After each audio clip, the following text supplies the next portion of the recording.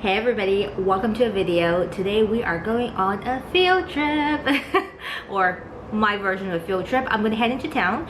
Got a couple of things to do. I am actually going to the Richmond area, which out of all wonderful things contains what used to be the Daiso store, the Japanese $2-esque store. I've heard from a little Googling yesterday that that particular store no longer exists and they have changed it to something called Oomomo, something like that. Begins with an O, has an M, an N, a couple more O's. I believe it's a similar concept to Daiso, and that's always a fun place to visit. I've never been to that particular store. I think they may have either just changed owners or rebranded themselves, but that's a whole nother story. We will find out when we get there. Now, I've got to go head out in like 5 minutes. I'm gonna actually bring the backpack today so I can be hands-free. I am taking the Osmo Pocket Cam, which I believe has about 30 minutes or so of continuous battery life, so we'll see how much footage we get today. You know, I was gonna open this with like a scenic shot and like be one of those, what do you call them? Those like vlogs where you don't talk a lot, but I can't just leave you without an intro and it feels weird. So here we are. What else do I need to tell you? Oh, I'm going to actually head into downtown first so I can drop something off for a friend. I haven't seen her in a bajillion years. We're gonna be all masked up anyways, but at least I'll see her in the flesh. I've just got some things to give her and I gotta make a transfer at that location or close by anyways. So we're actually going to go right into Waterfront and then we're gonna take the train down to Richmond. I'll see you there.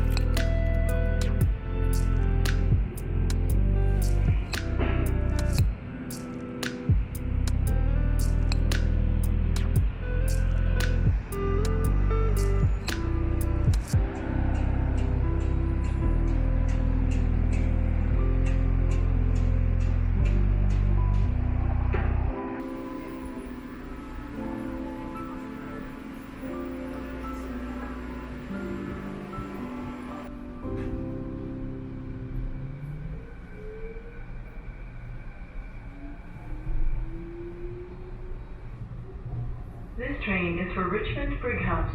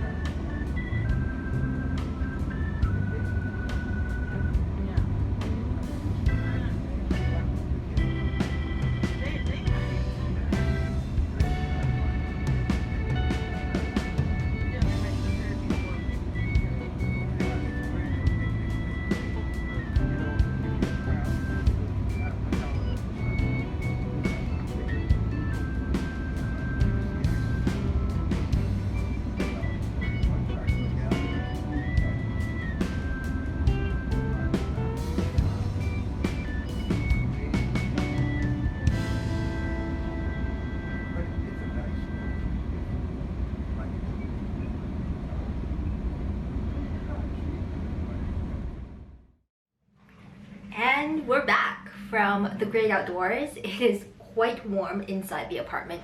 I just took like the mask off. I'm really wary of getting the mask tan where, you know, you've got like a little pale down here, a little toasty up there. Hopefully not. Mask on public transit is now recommended but not mandatory. I'm still wearing it on transit just to be on the safe side, but regardless, we're home. I'm going to show you a little haul and what I picked up from Oomomo. I still haven't figured out what they're called, but they've replaced the old Daiso, and I've heard that a smaller version or a smaller storefront of Daiso has opened up downtown Vancouver. I didn't get to look around and see where that was, but the location in Aberdeen that used to be Daiso is now a different store. They do carry a lot of the similar products, but they didn't have quite a few of the things that I went there looking for, which is frustrating. Regardless, before I go on, can we talk about, like, there's another video either before this or after this talking about these lashes and my lash lift. You guys, I've been out all day. These are just regular mascara. My lashes are still kind of perky. Granted, I have a double eyelid tape on this side. We'll talk about that in a second. Or go watch the keratin lash lift video if you are curious about what's happening there. But I'm so impressed for the most part with these lashes. Okay, let's do a little mini haul so I don't leave you hanging. It was, you know, it's always a bit weird to film when I'm out. I know someone had mentioned in this day and age, most people vlog and it's pretty, I guess, socially acceptable, except for the fact that over here, you don't really see a lot of people vlogging. I did a couple clips on my phone, as you can tell by the shaky cam, and I did some clips on the Osmo Pocket Cam, which is like my super teeny tiny handheld little mini recorder, and that's about as comfortable as I feel with this camera. Even my compact one, it's just too much. You really don't see anyone out and about vlogging. You might get the odd, you know, young person taking a selfie or, you know, whatever, but that's really it. It's still very infrequent to see people with their gear out and about. Sometimes you'll see people taking outfit of the day photos at the popular spots, but again, that's about it. Regardless, let's do a little haul. I bought some necessary things and some fun things. I like to call them fun things instead of unnecessary things, but hey, I did only get one or two of the things I was actually looking for. With the change from Daiso to this new store, I think they changed some of their stock, which is, you know, because I was there looking for a few specific things. Pricing is about the same. There's not a huge difference there. I think there might be a few more things that are more expensive, and then they started carrying some branded items which are definitely being sold more expensive than they would be, of course, if you were buying them online or at other places. For example, they sold quite a bit of skincare products, like Asian drugstore skincare products like Biore and stuff like that. So anyway, I didn't feel quite comfortable filming in the store. Oh, that was my tangent. Because, you know, you're in a store and it's kind of weird and I couldn't really do it discreetly, so I decided not to, and we'll just talk about the goodies I got. Okay, enough rambling.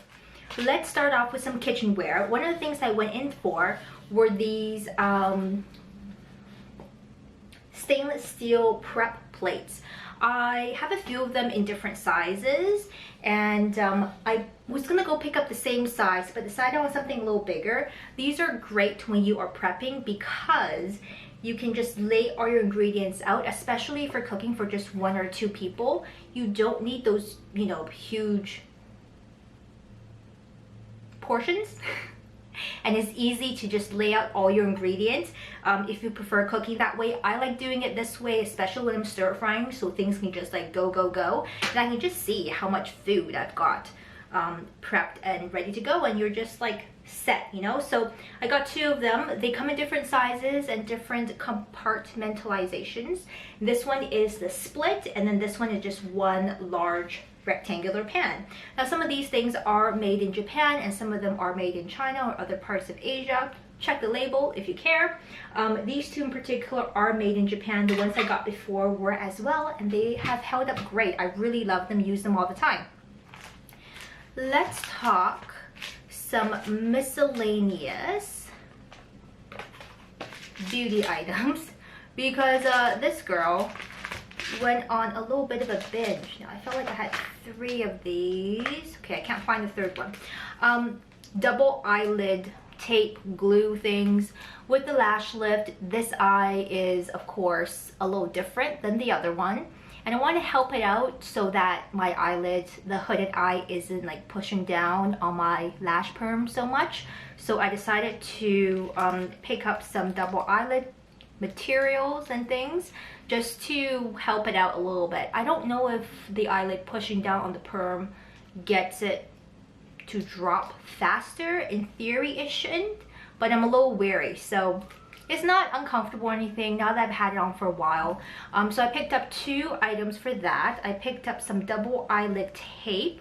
I prefer the ones that are just double-sided sticky. I don't like the ones that are single-sided. They kind of cut into your eye and they're uncomfortable in my opinion, but it depends on you. Then I got some double eyelid glue. There you go. This one is there anything special about it? They say it's, well, it's got a little picture of an aloe vera plant, so I'm gonna assume it says, oh, it says moist double eyelid glue. We'll see. I'm currently using something I had from a long time ago that I'm glad I kept, because or else I couldn't have done my eye today. Some people prefer surgical tape and to cut their own shapes. I'm kind of indifferent. They work just fine for me. I picked up these little things from the craft section. They are the little adjuster bobbles for the back of your elastic if you are wearing a face mask. And since I make my own face mask to wear because of work, it's nice to find just the little toggle things at the end so I can get them adjusting. Because what I find, because I wash the whole batch of them weekly, is that they lose their elasticity and then I don't want to re-thread them, so it'd be nice to have those things on my face mask.